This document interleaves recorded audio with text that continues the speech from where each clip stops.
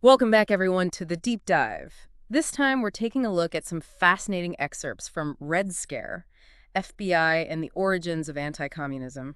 By Regent Schmidt. Right, by Regent Schmidt, thanks. It's all about the history of the FBI and how anti-communism and political surveillance were there, like, right from the beginning. Yeah.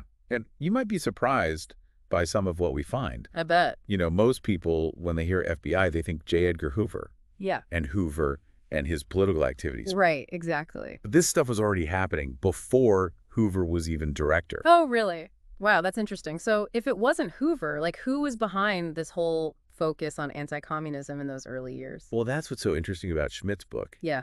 We tend to think about what the FBI did as like a reaction to the Red Scare after World War I. Right, a time of, like, huge changes and upheaval. Exactly. But Schmidt says, hold on, the FBI wasn't just reacting to public fear. They were actually, kind of creating it. Wait, so they were, like, actively making people more afraid Yeah. instead of, like, calming things down. It does seem a little strange, right? Yeah. But it seems like even back then, the Bureau was, very focused on getting more power. Mm-hmm. And what better way to do that than to make everyone think there's this, like, massive threat that only they can handle? Okay, I see what you mean. So by making the threat seem bigger, they could get more authority, more resources. Exactly. But do we have any, like, solid examples of them actually doing this? Oh, yeah. Schmidt talks about the Seattle general strike in 1919. The FBI's own agent in Seattle actually said that the fear of a Bolshevik revolution was, way overblown. Hmm.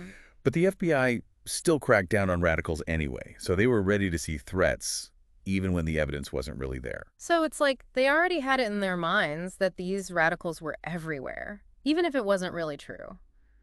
Was the government aware of what the FBI was doing? Well, there's the Overman Committee hearings, which are pretty interesting.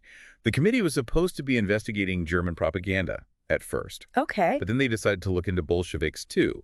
And guess who was super happy to help? The FBI. You got it. Yeah. They saw this as a chance to, push their own agenda. Uh-huh. They wanted things like a peacetime sedition law. It was like they were using the committee to, like, get more power for themselves. Wow, so they were playing politics, basically. Pretty much. It's crazy to think how this stuff from almost 100 years ago, might have shaped the FBI we know today. Yeah, it really makes you think. You mentioned that the FBI had a particular way of thinking about these threats. Schmidt called it a paranoid style. Can you explain what he meant by that? Sure. So by paranoid style, Schmidt meant that the FBI often had these, like, really simple explanations for social unrest. They would blame everything on, like, individual troublemakers Okay. or these big conspiracies instead of looking at the actual problems, like poverty or inequality. So they were looking for someone to blame instead of trying to fix the real problem. Exactly. It was easier to point a finger at a few people than to deal with these complicated social issues. Makes sense, unfortunately. Yeah. So how did this paranoid style actually show up in what the FBI was doing? Any examples? Oh, yeah. Take the Union of Russian Workers, for instance. The FBI was really determined to deport these guys. Mm-hmm. Even though it wasn't clear if the group was actually anarchistic or not, those big raids they did in November 1919, Yeah. The ones that everyone thinks were because of the Poindexter resolution. Right.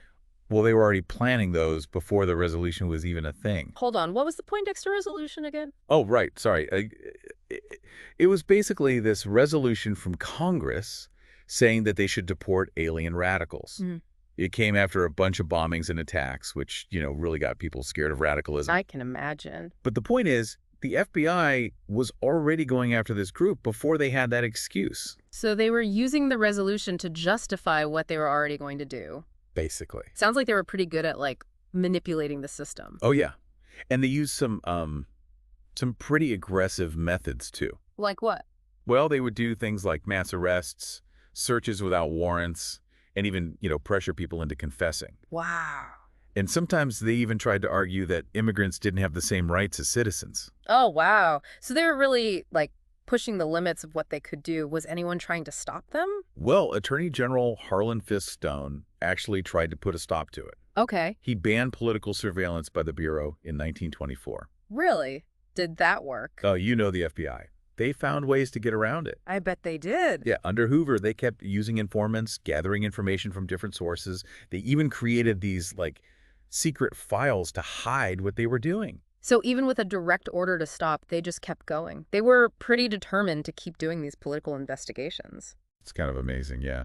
It makes you wonder how much this focus on ideology and, going after opponents, how much that shaped the FBI as a whole. That's a really good question, and maybe one we can explore more as we keep going with this deep dive. It's easy to think this all ended with the Red Scare, Yeah. but the FBI's political surveillance didn't stop there. It kind of went the other way, actually. Got even bigger in the 1930s. They were going after, like, a much wider range of groups and individuals. So who are they focused on in this period, if it wasn't just communists? Well, communism was still a thing, Yeah. obviously, but they were also going after pacifists, people who were criticizing U.S. foreign policy, and even people who were critical of President Hoover. Wait, going after the president's critics, that seems, I don't know, a little bold. Do we know if those investigations were, like, coming from the White House, or was this the FBI just doing their own thing? It's hard to say for sure Yeah. without seeing all their internal files, but we know that Roosevelt used the FBI's intelligence gathering a lot himself. Oh, really? Yeah, especially against right-wing critics and anyone who didn't want the U.S. involved in, like, foreign wars. So Roosevelt basically weaponized the FBI's intelligence. That's kind of a scary thought. Did he ever try to put any limits on their power? Or, stop them from going too far? Doesn't look like it. Yeah. In fact, he even let them open people's mail. What? Seriously? Open mail. That's Yeah. a huge invasion of privacy. I'm surprised there wasn't more pushback on that. Were people concerned at all about, like, the FBI's growing power and how it could be abused? There were definitely some people who were worried about civil liberties, Yeah, especially after the Palmer raids during the Red Scare. right. But, the fear of radicalism, especially during wartime or, when things are unstable, Yeah. it often kind of drowned those voices out. It seems like the FBI could pretty much do what they wanted, especially when they said it was for national security. Yeah, that's a familiar story, isn't it? National security as a way to get more power. And all this time, the FBI is building this public image of themselves as the good guys, the defenders of justice. Exactly. It's like this weird double image, what they say they are and what they actually do. Right. And that tension is something that has run through their whole history. Yeah, this deep dive has really shown the darker side of the FBI, the ways they've used their power for political reasons. Hmm. Makes you wonder, about their authority Hmm. and how it's all impacted American democracy. Yeah. It's important to be critical, to question the official story. Look at the evidence, form your own conclusions. Speaking of evidence, I'm curious about what Schmidt says about the FBI's internal culture, like how they used conspiracy theories to explain all this social unrest. It's a fascinating part of the book. He shows how the Bureau often relied on these, like, really simplistic explanations for complex social problems. They would always blame it on, like, individual agitators or these shadowy groups instead of looking at the big picture. So they needed like a boogeyman to justify their actions. Yeah, it was much easier to target a few people than to actually deal with these huge systemic issues like inequality or injustice.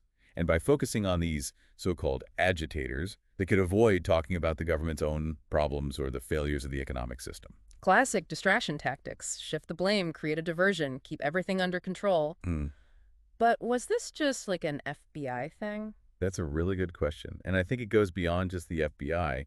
This way of thinking, this like need to oversimplify problems and see conspiracies everywhere. It's something we all need to be careful of. It's dangerous because it breaks down trust and can lead to really bad things. I agree. This deep dive has been really eye-opening. I'm ready to keep exploring this stuff.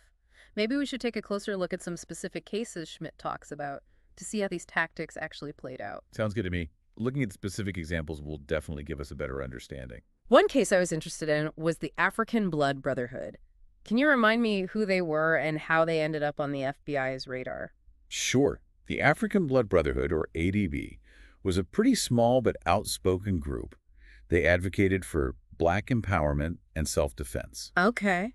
And they came to the FBI's attention because they were challenging the racial hierarchy, not because they were a threat to national security. Right. The FBI saw them as dangerous radicals and tried to connect them to Bolshevism and all these other movements they considered subversive. So again, it's more about ideology than any actual threat. Exactly.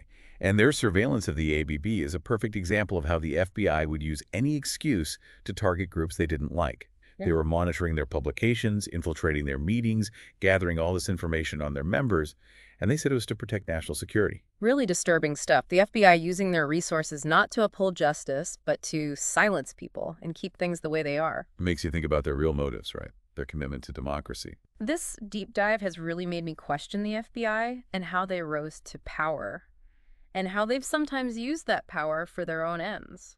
It's important to stay critical. We need to keep questioning the official narrative and looking for the truth.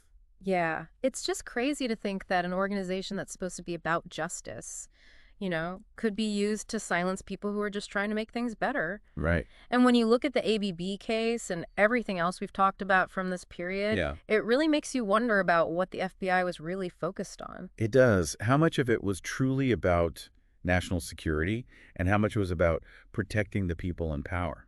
Exactly. And the fact that they went after a relatively small group like the ABB, Yeah. it just shows how they were thinking at the time. Any challenge to the system, especially from marginalized groups, was seen as a threat. Yeah, and that's something we've seen over and over again throughout history, unfortunately. People in power, they often see any kind of dissent as dangerous, and they'll do whatever it takes to shut those voices down. It's a good reminder that we always have to be fighting for civil liberties and social justice. We can't let our guard down, especially when it comes to institutions that have a history of overreach and abuse. Absolutely. All right. We can't be complacent.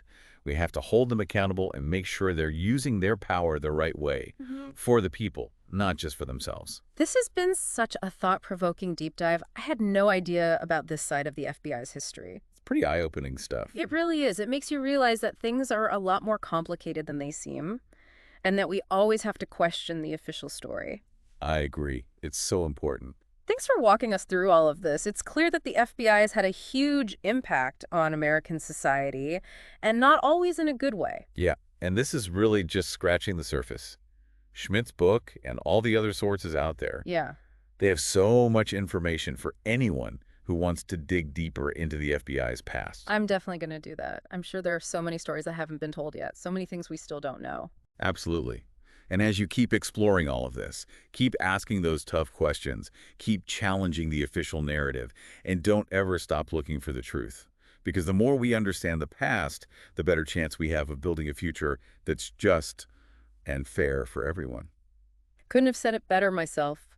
Thanks for joining me on this journey. It's been a really amazing conversation. It's been my pleasure. Thanks for having me.